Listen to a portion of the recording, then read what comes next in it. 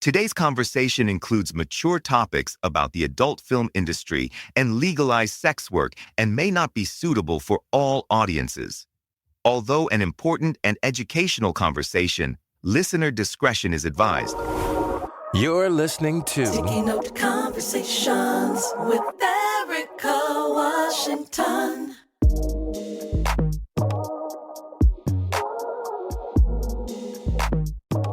So you're thinking about episodes that whether I was concerned or not, it caused some ruckus, but wanted to make sure we speak to all types of interesting people. I was really excited to speak to Nina Nova about sex work and the industry as a whole.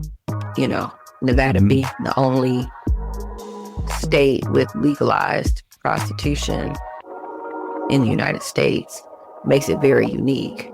But it also, I don't know, listening to the conversation, it felt like it wasn't as regulated as I thought it was. Like, there's regulation, but there's a lot of holes in the policy that offer protections to people who are doing the work. And I guess that stems from stigma. I found the conversation very interesting because, like I think most people, I just thought sex work was legal in Las Vegas. Even understanding the laws and all of the nuances and even the stigmas that she dealt with and women deal with in that industry was interesting to me. It's so weird how that law works. It's more about the population of the county. And that's why it's not legal in Las Vegas, because Clark County is the most populated county in the state. And it's only for populations below a certain number. I can't remember off the top of my head. I think it's like 200,000 or something like that. That it can legal, which I don't know how that makes a difference at all. But I've been so curious, like, how they came up with that number, but even know who to ask. How do they come up with most of these numbers? That's true. That's true. Making up stuff like, well, that sounds good. That worked. Yeah. But yeah, I think that'll be a good episode to re-air. My other biggest concern when I was having a conversation with her is not mothering. I have a hard time not mothering people, even if they did not give birth to. And I've known her for a long time. And so my first thought was like, are you safe? Are you happy? Do you feel like you're actually doing this because it's what you want to do? You know, is there any sort of coercion or force or what have you? She humanized it for me. I mean, I looked at it as that's just what she did. That was her job. And that's how I felt. It's a whole job that you got procedures and you clocking in, clocking out, whatever.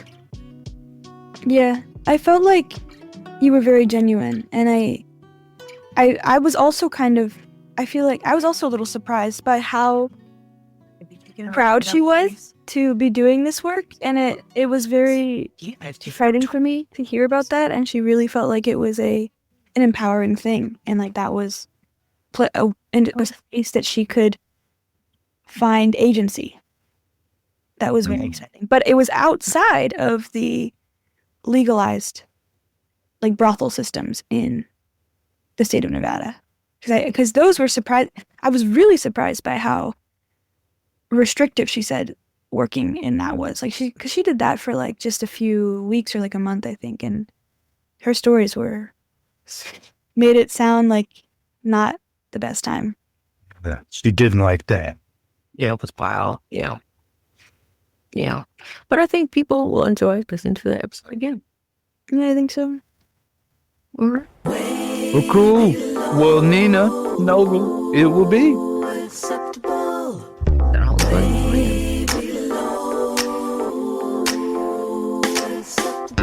On this week's episode, a lot of people think that they're untouchable because a camera is on in the corner and there's a producer or a director on set.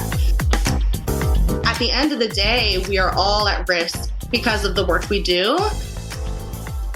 we all have a shared fight and a shared struggle. Way below acceptable. Hey, everybody. Welcome to another episode of Sticky Note Conversations. My name is Erika, and I am your host. And I am super excited today to welcome a dear friend, someone I've known for a very long time and have actually had an opportunity to do some activism work with, a little rabble rousing here and there at the Capitol. But also she has moved into a new career, and I was dying to talk to her about her new adventures. So I'd like to welcome Nina Nova to Sticky Note Conversations. She has been in the adult film industry for just over 2 years. She's originally from New York, but she's been in Vegas for a good long time. And she's had a chance to break into the mainstream industry and curate and produce some of her own content. And recently, she's been nominated for 4 awards with AVN and XMA. So we're going to talk about all of that. We're going to talk about activism. We're going to talk about policy. We're going to talk about safety. We're going to talk about sex work. We're going to talk about the adult film industry and what that industry is like on the inside. And I think you'll enjoy this conversation. So sit back, relax, and welcome to Sticky Note Conversations. Nina, welcome. Thank you so much for having me. I'm so excited to be here and to get to chat with you and to reconnect. I know it's been a while. It's been a good while. I know that you've come and gone, and you were in college, and you've held a couple different positions. I feel like the last time I may have seen you, you were actually doing some reproductive justice work, and more specifically around abortion access and abortion care. So is that something that you still advocate for? Absolutely. So for me, there came a point after Roe v. Wade fell where I realized I'd been in the movement for about a decade. I had been doing some of the frontline work on abortion access, and I just realized I was like burnt out, and that the weight of the world felt like it was on my shoulders, and that it wasn't productive for me anymore. Like I was dreading coming to work. So for me, I just realized I needed to do a change of pace. I needed to take a step back. I needed something new and fresh. And I wanted something that I could clock out from a little bit more easily, something that wouldn't linger on my mind for the rest of the evening. So that's kind of how I found myself in adult film, was fresh off of Roe v. Wade being brought down. I decided to take a step back a couple months later, probably about half a year later. I left the field in capable young people's hands that I had trained up over the years. I trained over 2,000 people in my last year in the repro movement, like my last official year. I trained over 2,000 young people, elderly folks, folks of all ages. And then I just decided to take a beat. And now I'm easing back into advocacy work for sure. But yeah, I was definitely heavy in the repro world, heavy in abortion work and abortion rights. And then realized that I couldn't handle that weight of the world and I needed a minute, and I took it. And that is one of the biggest things I could advise young activists to do, is when they feel that need to take the break. So yeah, here I am. I don't think people realize how difficult advocacy work is, activism work can be.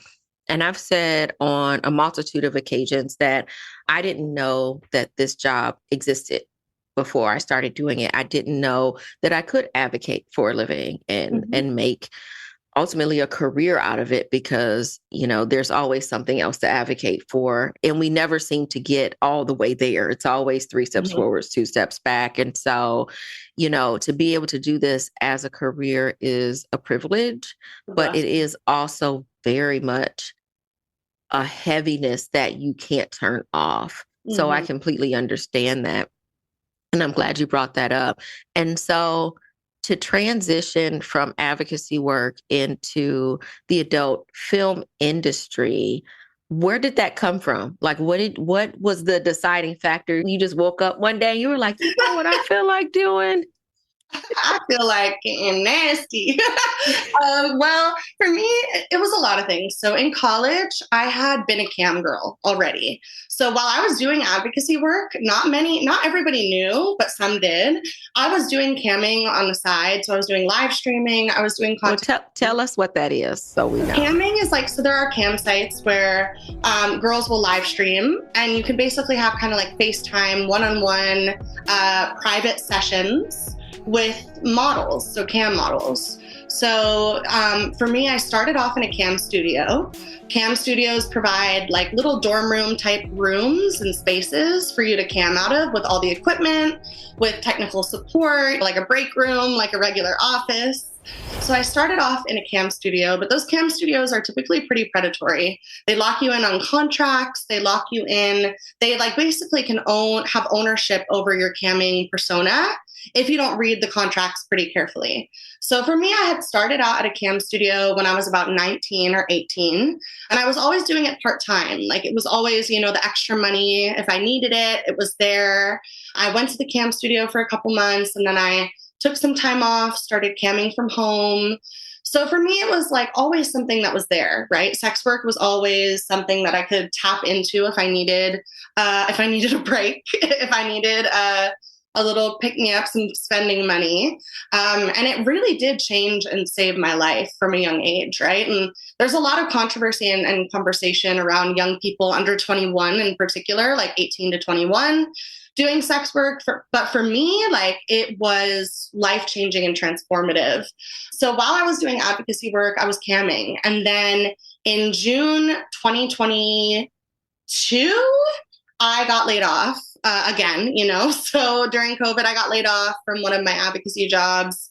And then again right before I started in the adult film industry. And I just started to realize that I was working 2 jobs at the time. My other job was exhausting. I couldn't keep up with it. I wasn't enjoying it. And I was doing volunteering with this mutual aid collective called SWADE, which is the Sex Worker Aid Mutual Aid Network that's based out of Vegas. They provide microgrants and harm reduction supplies to sex workers in need in Vegas and throughout the country. So harm reduction supplies look like Plan B, condoms, Narcan, safe and clean needles, all types of different harm reduction supplies for sex workers. I've been volunteering with them for years. I had plenty of friends in the adult film industry.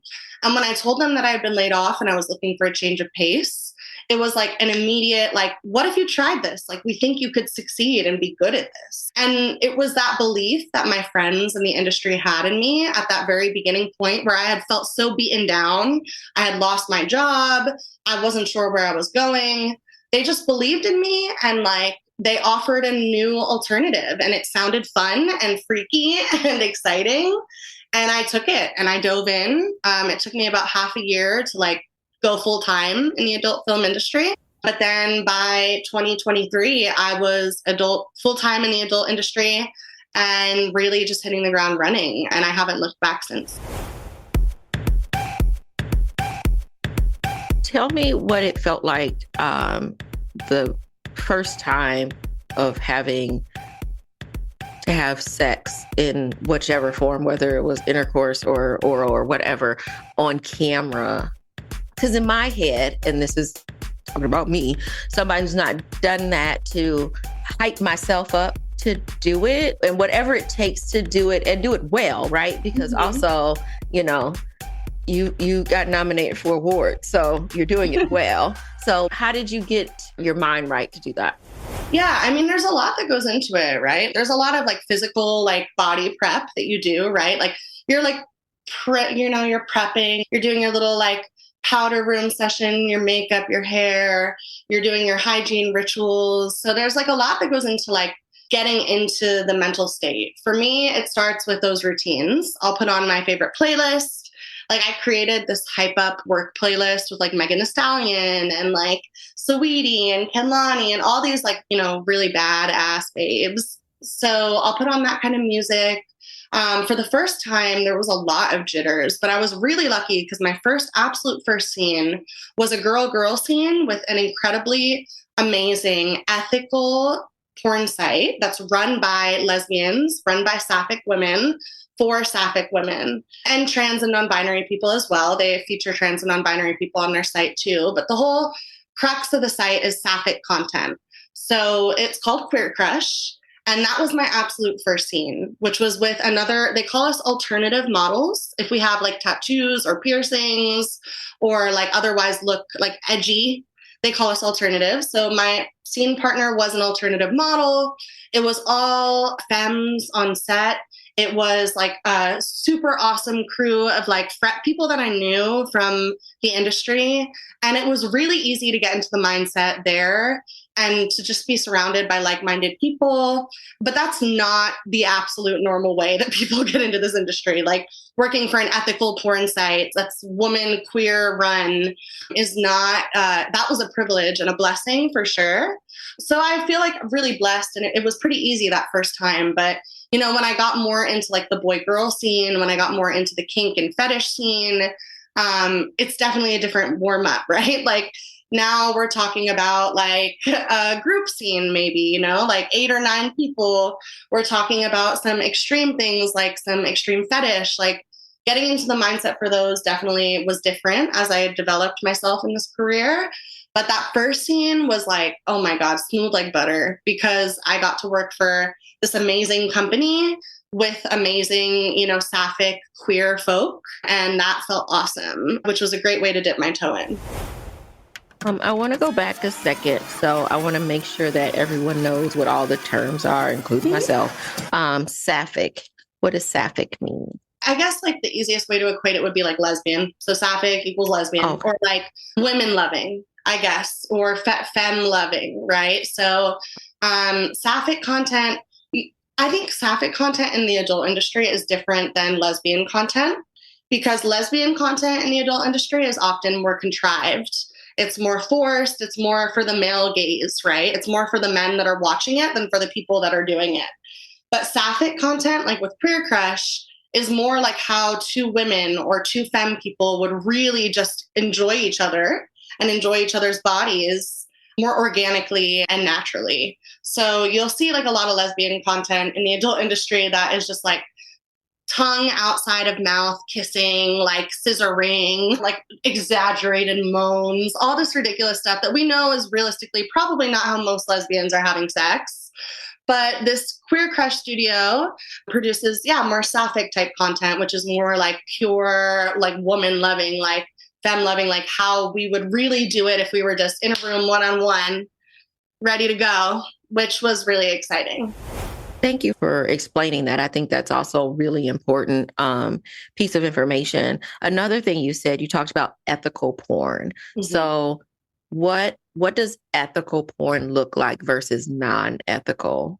Yeah. So, I mean, there's a lot of things that can go into creating ethical porn. I mean, ethical porn, we can start from jump with everyone is compensated fairly and in a way that meets their needs, because living wages is just as much of an issue in the adult film industry as it is in any other industry.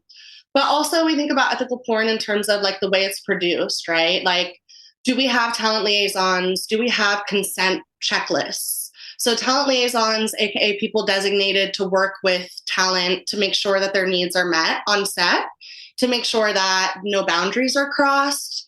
Consent checklists, lots of studios employ these now, where you basically go through on camera for many sets and detail out all of your yes, no's, and maybes and what those considerations look like.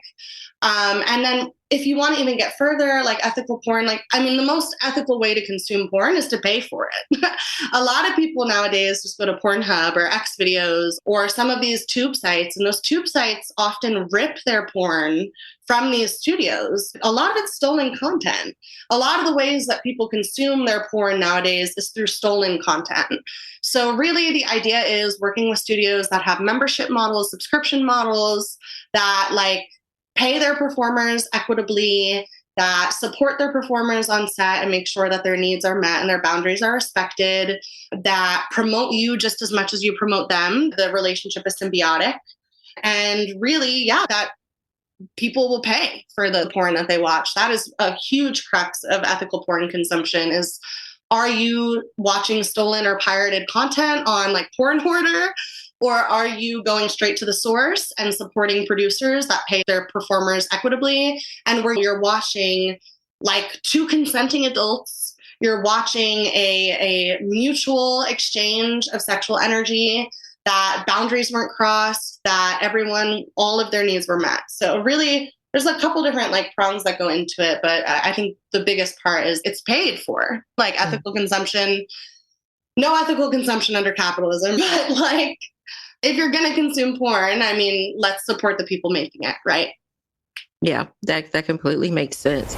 I want to ask a little bit about if there's a difference between sex work and adult film work versus prostitution. Sometimes people lump everything sort of all together and they see it as one thing. And so I want to get your thoughts on that. Yeah, so I think there are two kind of conversations that can be had here, right? Like the lumping of people together based off of stigma and the lumping of people together based off of criminalization. So there are different communities in the sex work umbrella, right? Like we have full service sex workers, so like escorts, who people might typically, call prostitutes or hookers or a hose, like, or 304s, that type of folks. Yeah. And then we have, porn stars, we have cam models, we have content creators, we have phone sex operators. There are all these different categories. And when it comes to societal stigma, it's easy to lump all of those folks together and to be like, oh, well, they're doing X work, they're prostitutes. So there's kind of like that lumping together that happens. But I think the lumping together that is most important to talk about is based off criminalization, right? Like, so right now we are in the world of Project 2025, right? We are living in a Trump administration. He has made clear in his fascist regime his plans to criminalize porn, to criminalize sex work even further, to literally put us up for persecution on levels that we haven't seen before because of the work we do. And when it comes down to criminalization, if someone's knocking on your door because they think you're a prostitute, it's not going to matter if there was a camera running in the corner or if there wasn't. What's going to matter is that you are engaging in sex for an exchange of finances. And that is going to be what it boils down to. So for me, like, it's easy to lump it all together. And I think there's some benefit in having that larger sex work umbrella, right? I'm no better than a full service sex worker. I'm no better than a porn star. I'm no better than a cam model. We all are doing sex work, right? We are all engaging in this exchange of energy and profiting off of sexuality, right? And we're all criminalized for it in different various ways, right? I'm not going to say I'm as criminalized as a street-based full-service worker, someone who's walking the blade, but I'm also not going to say that when the public come knocking on the door, that I'm not at risk also. So I think there's some benefits in lumping us all together and also some cons, some pros and cons. But I understand why people do it. I think that the sex work umbrella at large is helpful in that way. And I think the biggest way to make it connect for people, I really wish more porn stars would recognize this, is that at the end of the day, we are all at risk because of the work we do. And the whorearchy, which is like the whore hierarchy, it's a term that we use. Like porn stars and mainstream workers are positioned at the top of that. 304s, street-based sex workers are positioned at the bottom. A lot of people think that they're untouchable because a camera is on in the corner and there's a producer or a director on set.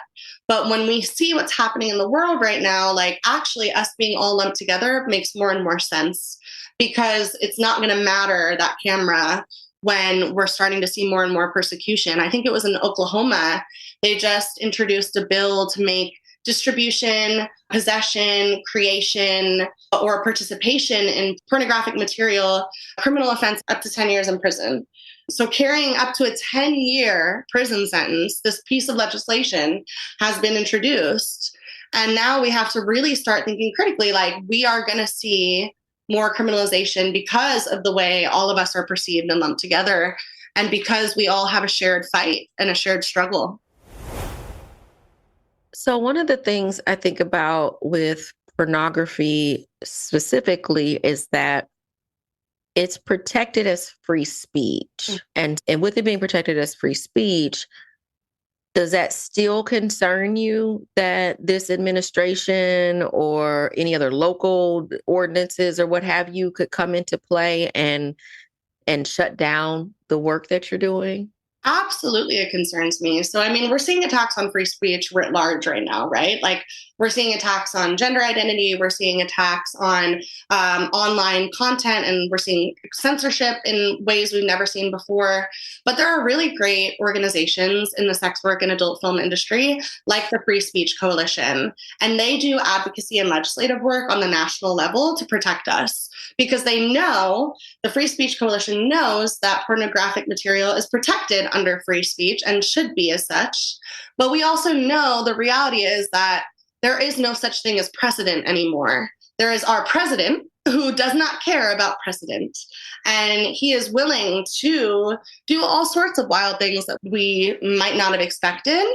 And I think that even though it's protected under free speech, we still have a rocky road ahead.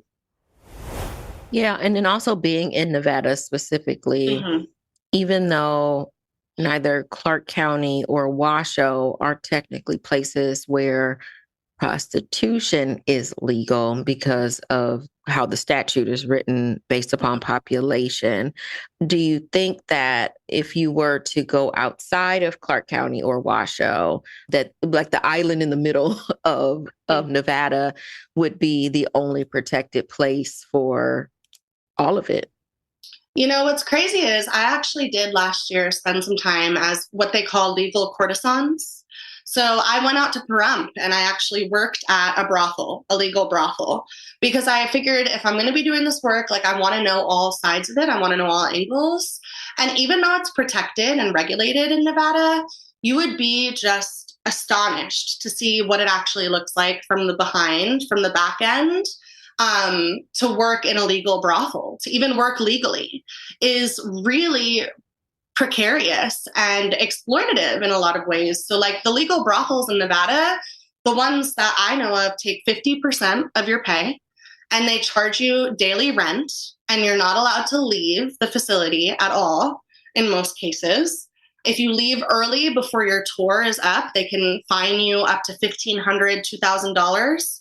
Even your tips, they'll take 50% of your tips. If you were to get a Cartier bracelet, like a physical gift, a Cartier bracelet, $4,000, $5,000 bracelet, they would ask you to give them half of the financial value in cash for that tip if you work at a legal brothel. So it's amazing because even here where it's protected and you have all of these regulations and the ability to go out there to work, they're robbing you blind in many cases, right? It's like a legal pimp. What are the protections for workers in brothels for issues such as that? Because 50% does feel really high. 50% is incredibly high, and it can get even higher. Like if, for example, your client took their free transportation out to Pahrump, they'll take an extra $300 off of your rate. So now you're starting to understand why a lot of these folks in brothels are charging $3,000, $4,000 for a session because they're not walking out with even half of it in many cases.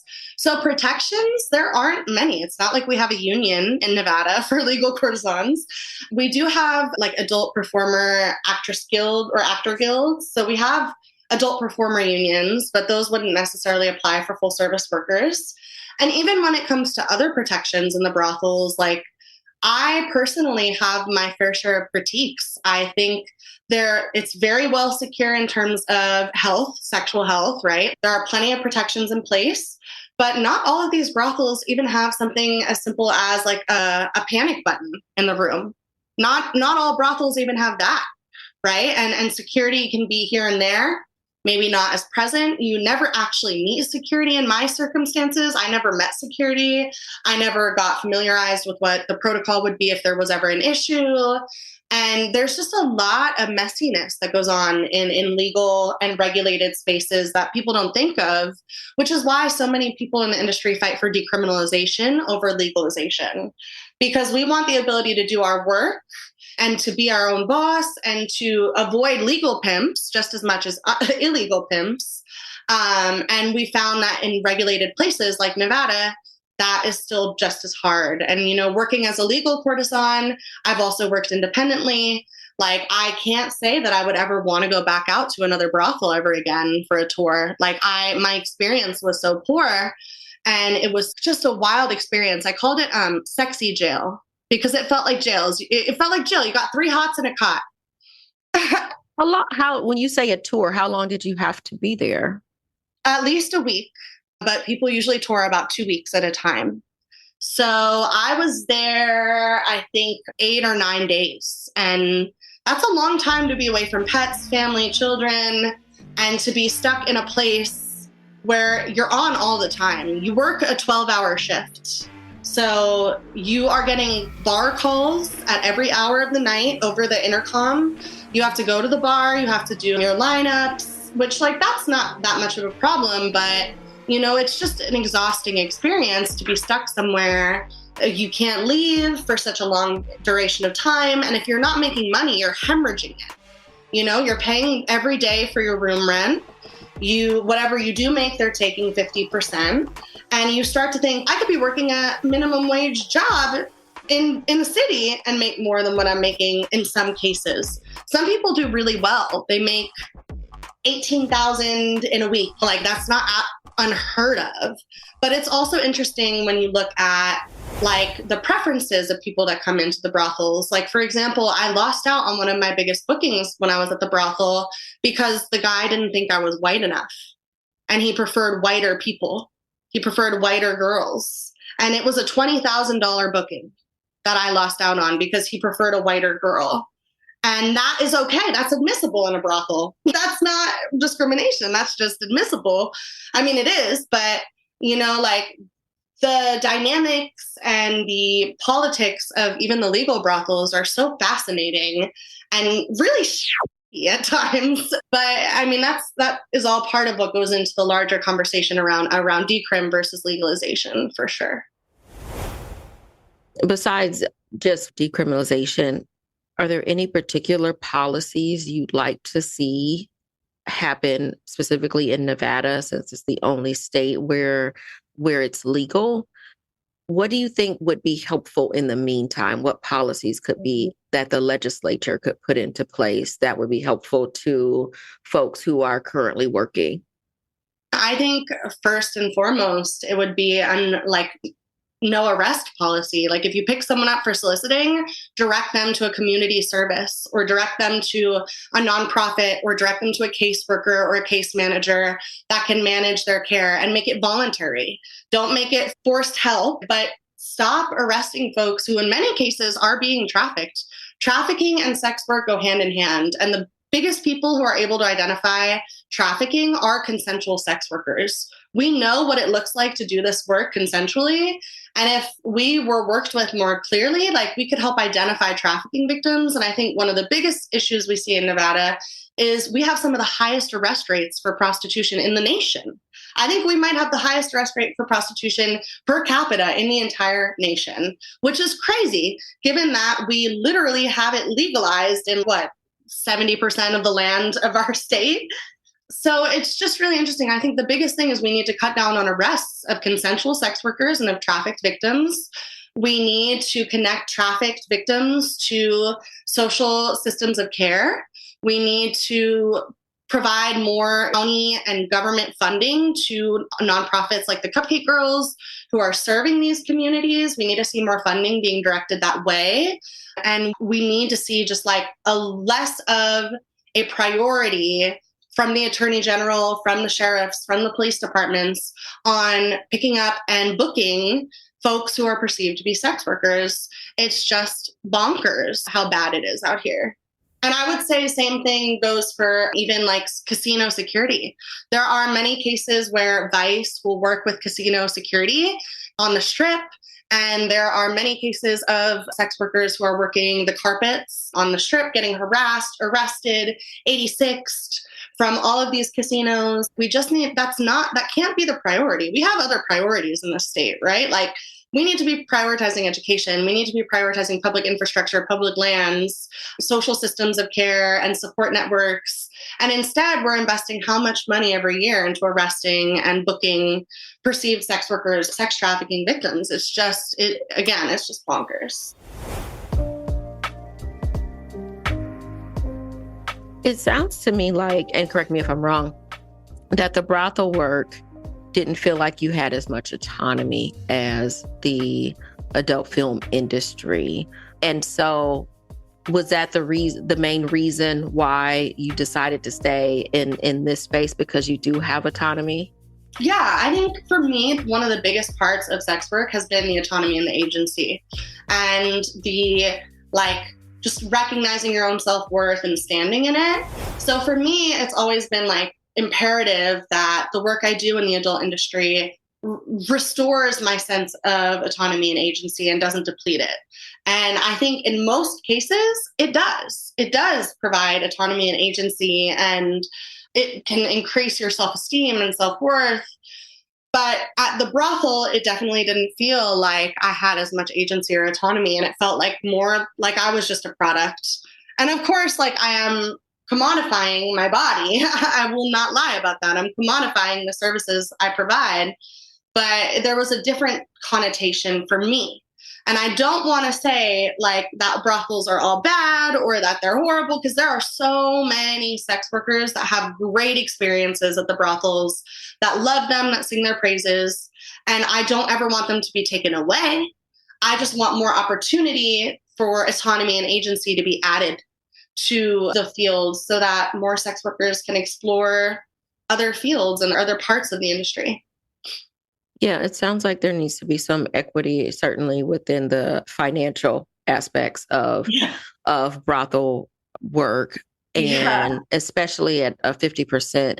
But also, it sounds to me as though the panic button needs to be something that's mandatory in every room for safety for everyone, because that's how a brothel would get shut down, because something awful happens and there's nobody there to help. So I think that's something to highlight and that I think should be advocated for. Yeah, it's really interesting. And I wish more and more that we would see more unions of adult performers and adult stars and sex workers. And we've started to see it. We saw it in LA with the stripper strike. We saw strippers band together and strike to receive fairer wages and to receive better treatment.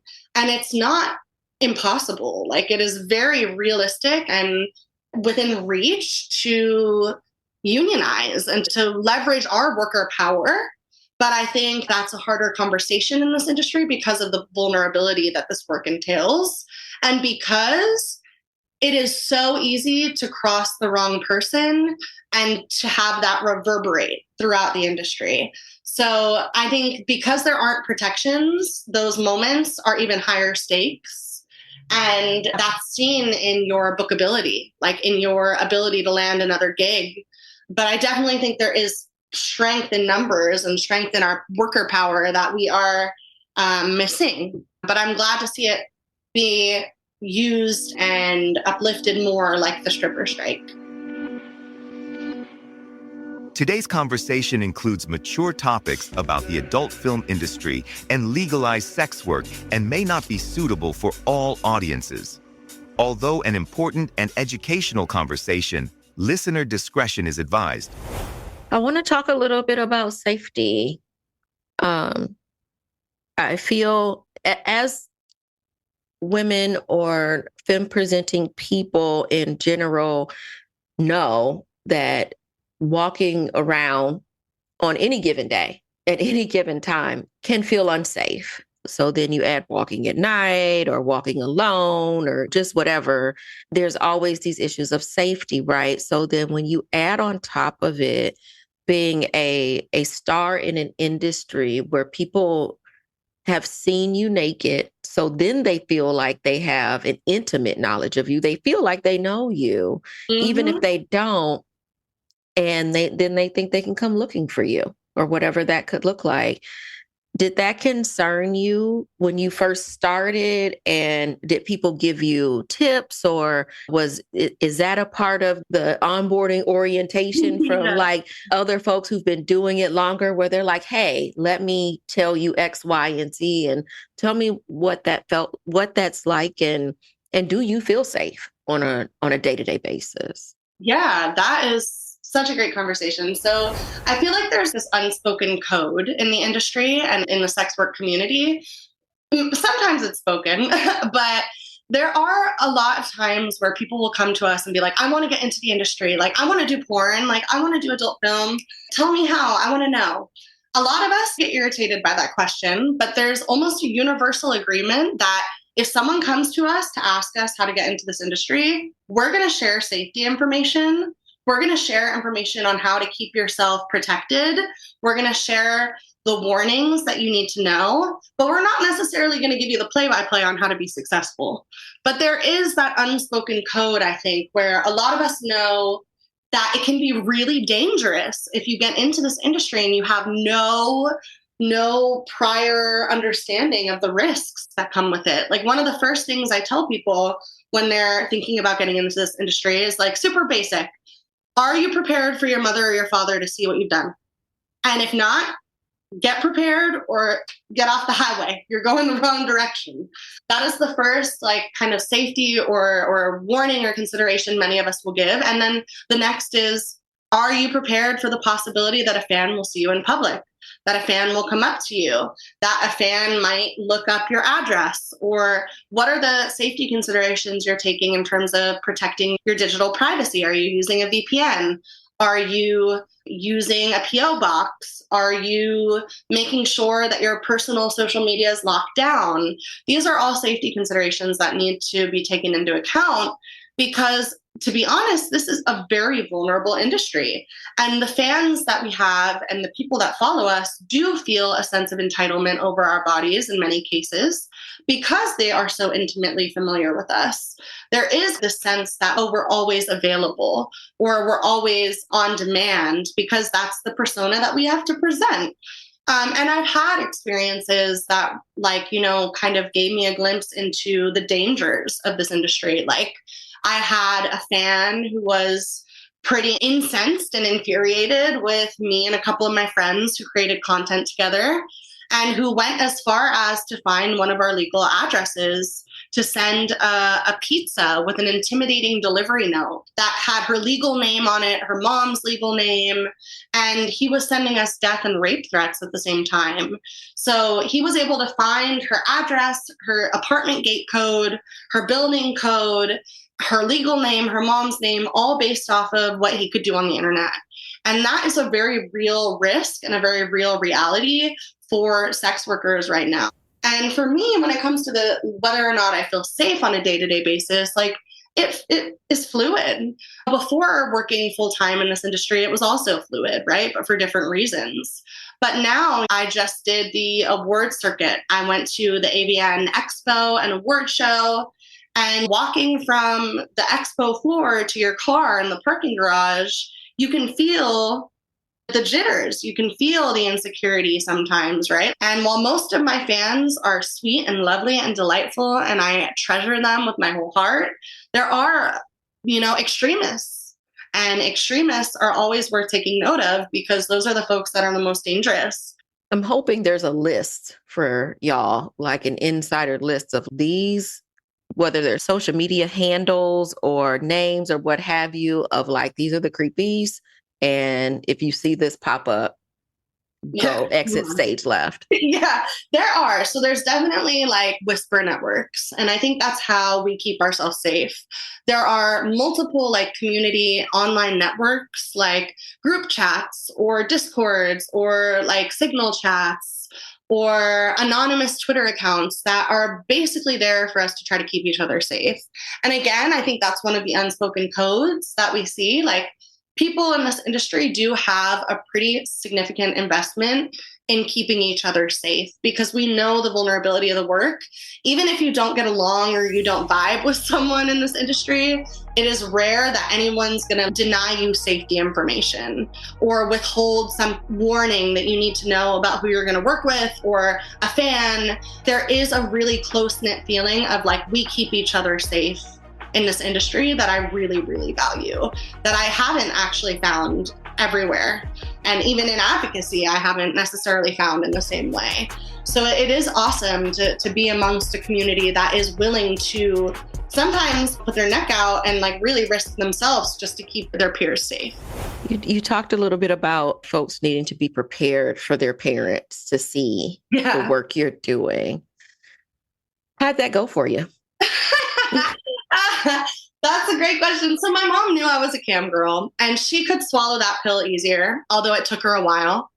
I think the first thing I told my mom when I told her I was going to be working at a cam studio, the first thing she said back to me was, "Why aren't you running the cam studio?" She was upset I wasn't the boss. And I understood that because my mom comes from a different time. My mom had worked in like underground brothels in New York City back in the day. She had managed the brothels on the administrative end. So I knew she was coming from a different perspective. She was familiar with sex workers and with sex work. But it took her a minute to come to terms with the fact that I was going to be the product, not the person putting the product out. And when she finally got with it, she came around and she was so supportive, especially when she could see the money coming in too was a big thing. And now that I do adult film, it's been a harder conversation, right? Like, it's harder for my mom, I think, now that I do porn. I think, but she still makes an intentional effort to let me know that she's proud of me at every chance she gets, to engage as much as she can, you know, because there's not that much you can engage with as a parent when your child does this work. But what she can, she does engage with. She was so proud of my award nominations. She comes to industry events with me, like to networking events or bar events, or, you know, she's met some of my colleagues. And she's still very involved. But I definitely think it's hard for her because she knows the vulnerabilities of the industry. She knows the costs that come with the industry.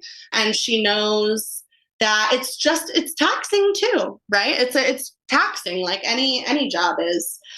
But it's taxing in a unique way. And I think for her, she worries. And I think that's the crux of it all, is the worry and the care. But it definitely is taking her a little bit more time to come around to the porn part. But I really value the work that she puts in to make sure that I know that she's proud of me, that she loves me, that she supports me, even if it's not the choice she would have made for me. As a parent, that's always the hardest part, right? No matter what the insert, whatever it is, Mm-hmm. kid is doing, especially as they matriculate into adulthood, is giving them space to figure out their life and what that looks like, take chances, make mistakes, have success, all of that, and still being, you know, a part of that safety net in the long term, but also wanting to still give guidance and sometimes maybe give a lot more guidance than you're even wanting at any particular moment. Mm-hmm. But it's a struggle. And so I could understand that completely.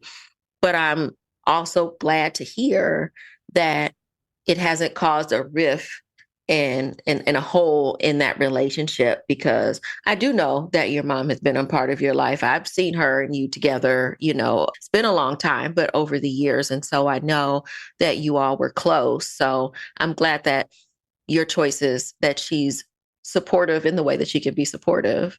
Yeah, and I definitely don't take that for granted at all. And a lot of my closest friends in the industry have just as similarly close relationships to their parents. And it's really, really beautiful to see these like amazing, rad parents that put what they can to the side just to show up and to still support their child who is engaging in sex work. And I appreciate and I'm grateful for my mom for doing the work that she has had to do to be able to do that. Like, I cannot imagine it's easy. Like, I cannot imagine if I was in her position, how I would have handled it. And this is coming from someone who does the sex work. Like, I can't even imagine how I would handle if my child engaged in this industry or how I would navigate it. So I give my mom a lot of props, and I've always been very close with her, and we continue to be very close. And I know so many people in this industry who are so close to their parents and their family. And I think that's like a misconception that like we don't have parents that love us or that we don't have family that loves us, you know, or that nobody loves us. Really, there's this misconception that like we're unlovable and we're unsupportable. But in reality, that's not true. There are so many people that love and support us, and even our family, which is awesome. So speaking of that, also being able to hold relationships, like romantic partner relationships, you are in a relationship. Yeah. And so how does that work? How do you separate work from home for folks who's like, if you're doing some of the same things, how are you separating, you know, well, that's just work. And how does your partner like hold all that? I mean, It takes a lot of work too on your partner's end, right? And like I said, like I don't take for granted the work that my mom's put in, and I don't take the work that my boyfriend's put in for granted either. I'm glad that the boyfriend that I have now was very familiar with sex work before I met him. I was very upfront from the very first night I met him. I was like, I do porn. Is that going to be an issue? If it's an issue, I'm not pursuing this. Like, I'm not going to do it. And that's how a lot of us have to be in this industry, is like real forthcoming and hop off at the first stop if there's any sign of trouble. Like any red flags, like you don't want to have to deal with that. Like I've known so many people in this industry who've had partners who put all of these rules and conditions on their work. You can't do any scenes with men, or you can only do scenes with girls that I agree with, or you can only do scenes with me. You can only film with me. Or I don't want to see you for a day after you do a scene because I'm grossed out by it, or all of these different things. But with my boyfriend, he's able to compartmentalize it too, right? And I compartmentalize it as well, right? Like when I go to work, I'm Nina Nova. When I come home, I'm me. I'm just me. And for me, those are two very different people that have a lot of overlap. The Venn diagram is large. But because I'm able to hold that persona, right? Like Nina Nova is who I am when I do this work. It makes it easier for me to navigate personal relationships because then I'm just me. I clock out, right? And that was one of the joys of this job that I enjoyed from the beginning, was that I can clock out. And with my boyfriend, he's so supportive. He knows that this is my dream, that it's a passion I have. He wants to see me succeed. He is always cheering me on. And he is just genuinely a sweetheart. I don't think I could have asked for anyone more supportive in this industry. Like, I really can't imagine somebody more supportive than him, which is a blessing, a blessing, a blessing, a blessing. He has been with me every step of the way of this career and is just always, always chanting my name from the sidelines, which is very rare. Like I have a friend in the industry, Raven Lane, who always tells me she wants a Sebastian, who's my boyfriend. Like she wants her a Sebastian. And I understand why, because it's rare that we're able to find a pure love that is so supportive like this because of all of those things, right? Those like insecurities, those nagging feelings, those stigmas and misconceptions. Like it can be really hard to find a partner and to date in this industry.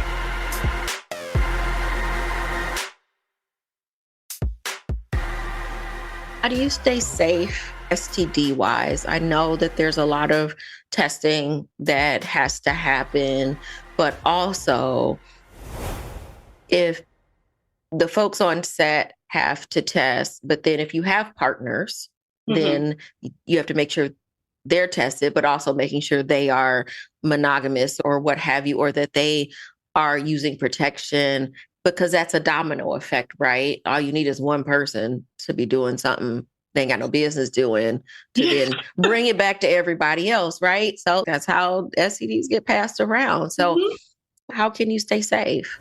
Yeah, so there are a lot of like, again, kind of like unspoken rules that we have in this industry when it comes to engaging in personal sexual relationships.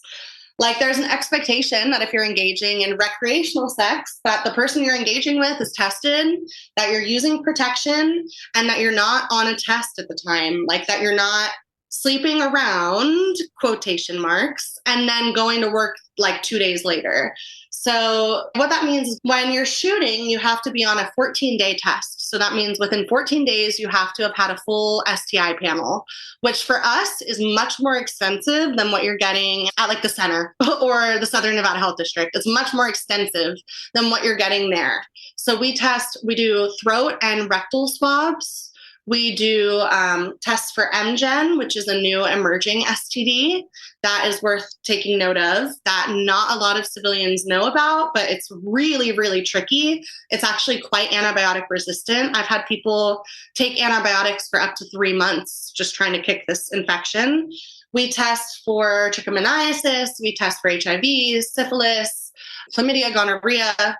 But even with all of that testing, things still happen. I think I was in my first month of the industry and I had done a couple shoots and I tested again to go back to work. I had not had any recreational sex, but I tested positive. I popped for chlamydia. So it's not like we can't let it be so stigmatizing that we don't talk about it. It happens. STDs are real. It's a occupational hazard in our case. But with our testing every 14 days, with making sure the people you're recreationally sleeping with are also testing and also using barriers and condoms and dental dams and all sorts of protective materials, there are ways to mitigate the risk. And since that first bout with chlamydia 2 years ago, I haven't tested positive again since. So I've been negative every single time, which is what, like 45 tests or something, 47 tests that have been negative. So there's a lot of things we do to keep ourselves safe in this industry. And the testing is critical, and the open communication with partners and making sure that they're tested is critical. And sometimes we see mini epidemics in the industry. There'll be clusters of STD transmission, and then we'll do what we call production holds. So when I got chlamydia 2 years ago, we had a production hold nationwide. So what that meant is they saw chlamydia rates spiking in the industry because they keep track. There's this nonprofit called PASS, which is our certified health board, and like overseers, basically, like they oversee all things health related for us. They saw a trend that STDs were on the rise, that chlamydia was on the rise, and they shut down production for 2 weeks. And everyone got tested, everyone got treated, and then we resumed production 2 weeks later. But it's really that like proactive action, proactivity, like keeping an eye on trends, being really communicative with your partners, both on set and off, and keeping up with that 14-day testing cycle, and then having faith in PASS and the industry's leading health experts to guide us when those things do happen. And adult film stars, do you all have agents and like management you use? Yeah, we do. So there are a variety of agencies and management companies. I've worked with one, and I've worked with a couple management companies, but I'm self-booking. So what that means is I don't have an agent getting all of my gigs. I don't have a PR team. I don't have a manager managing my OnlyFans. I'm entirely like self-run, which is rare actually in this industry, that you are able to get to the level of award nominations and be self-booking. So I don't ever take that for granted either. But yeah, for me, agencies are a little bit more old school. They're a little bit more, they're looking for who they believe would be successful in mainstream maybe 10 years ago. They haven't necessarily caught up with the rest of the world in the industry. And a lot of them think if you have tattoos or if you have piercings or if you don't do like racial fetishization work or anal play all the time, that like you're not going to be successful. I've had those things told to me, that if I continue to get tattoos, if I don't do racial fetishization work, and if I don't do anal, that I will never be successful in this industry. I've been told that by an agent. So like these agents, like if you can find one that believes in you and that is respectful and safe and vetted, then it's awesome. They'll get you the work, they'll put you on, they'll do it all. But for me, I have found a lot of really I've been able to build my self-worth even more just by self-booking, by being able to prove to people that I can do it myself. And it's not easy, but it's been like an awesome journey to do it by myself. Why do you think you've been able to reach the level that you have and become award nominated without the traditional agents and management and all of that, and just to be a self-booker? How do you think that happened?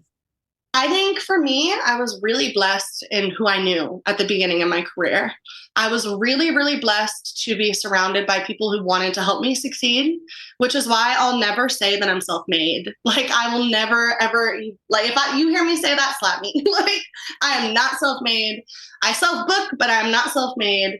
It took a lot of people sticking their necks out for me and like vouching for me and putting me on and teaching me for me to get to where I am today.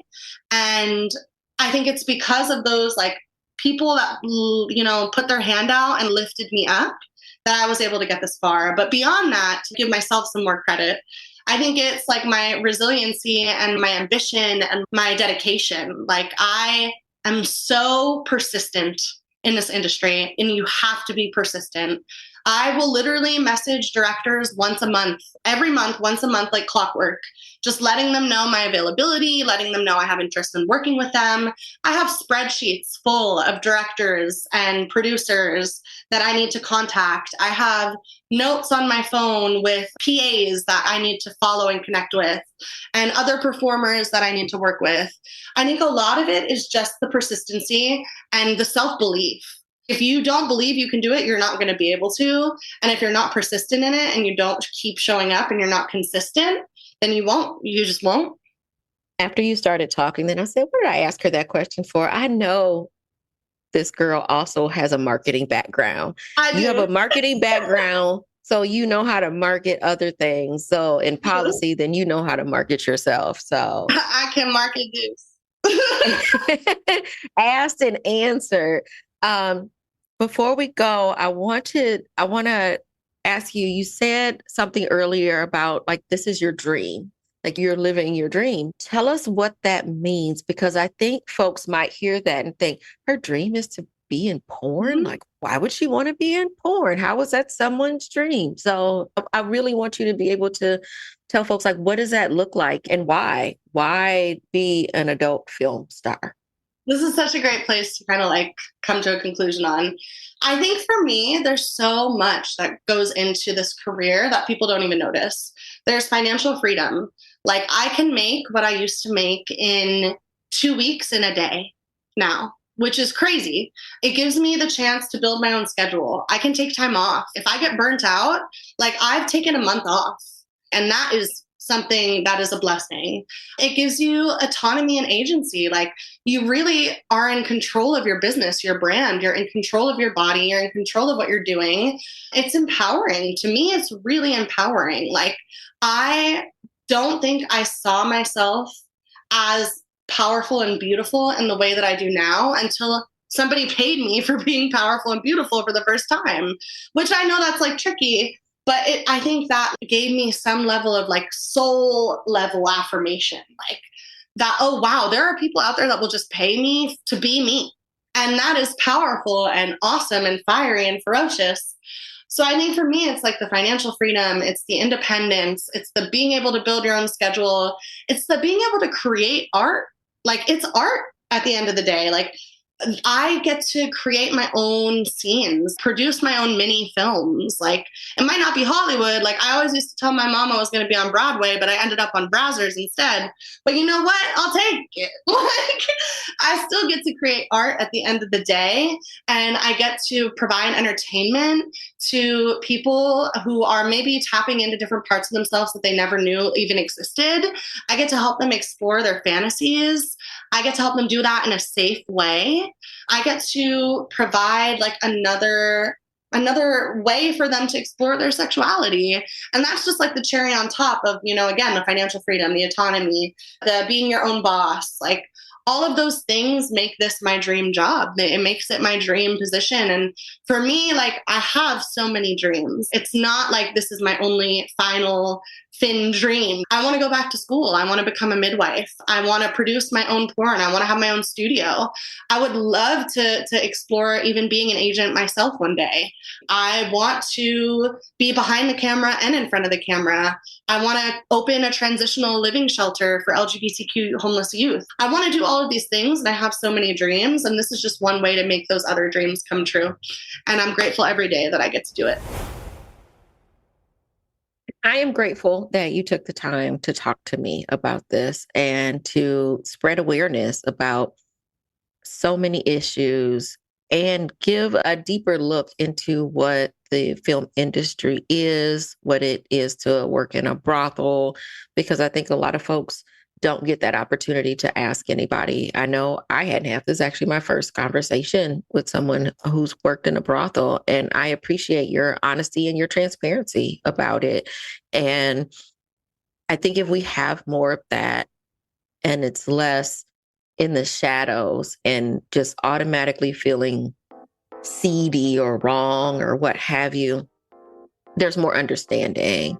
You know, everyone doesn't have to agree with everything and everyone doesn't have to like everything, but there's room for understanding and there's room to just see the other side. Absolutely. And I want to thank you for giving me the opportunity to like illuminate some of this, right? And to put a face to the industry, right? I'm just a human. I'm just a person, and I'm just glad to be here speaking to you today. So thank you. Thank you, Miss Nina Nova. I wish you all the best and all the safety in the world. And hopefully you'll come back. We'll have more to talk about.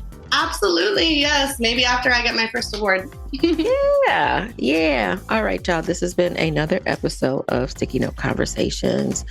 Thanks so much for listening, and we'll see you next week.